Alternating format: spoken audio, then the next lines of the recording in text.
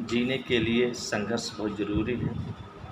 इसलिए संघर्ष से कभी घबराना नहीं चाहिए। जब कभी भी ज़रूरत हो तो प्रारंभ में ही विरोध कर देना चाहिए।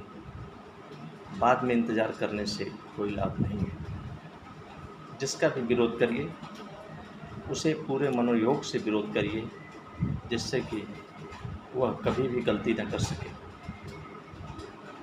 उसके खिलाफ सारे साक्ष्य इकट्ठा करके अधिकतम तीव्रतम वेग से प्रहार करने से हमें सफलता मिलेगी। सत्यमेव जयते का सिद्धांत सदैव सत्य ही रहा है। इसलिए भगवान पर भरोसा रखते हुए हमें अपने कर्तव्य पथ की ओर सदैव आगे बढ़ना है। निश्चित ही हमारी विजय होगी। इसलिए हमें सदैव संघर्ष के रास्ते पर चलना है, कभी घबराना नहीं है। ये कभी नहीं सोचना है कि हमारा कोई साथ देगा कि नहीं साथ देगा। ऊपर परम शक्ति है, साथ देने वाले को असीम शक्ति दे करके भेजती है और वह हमें मजबूत बनाता है, हमें जीतने लायक बनाता है और अंत में जिता देता है। ईश्वर उसी की परीक्षा लेता है जिसमें शक्ति होती है, हिम्मत होती है, आत्मविश्वास होता है, धैर्य होता है। इसलिए हिम्मत से काम लेना चाहिए, घबराना नहीं चाहिए।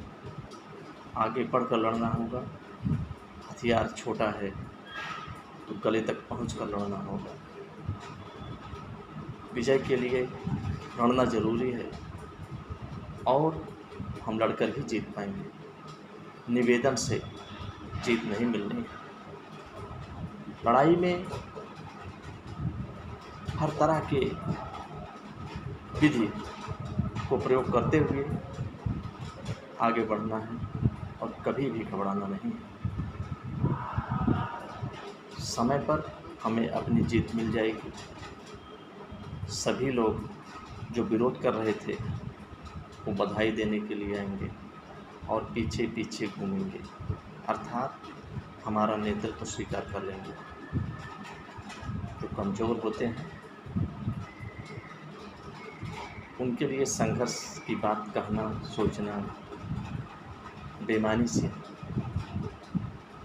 किंतु हमें ये देखना है कि हमारे महापुरुष कितना परिश्रम करके आगे बढ़े।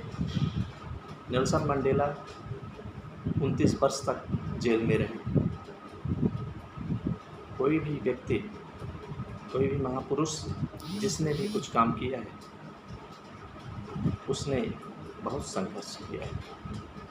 हमें संघर्ष से नहीं घबराना है। भगवान राम को कष्ट मिला, भगवान कृष्ण को कष्ट मिला, माता सीता को कष्ट मिला, सभी को कष्ट मिला। इसलिए कष्ट मिले तो इसका मतलब ये नहीं है कि हमें अपना मार्ग बदल देना है। हमें आगे बढ़ना है, आगे बढ़ते रहना है। निश्चित ही हम विजयी होंगे। सत्यमेव जयते।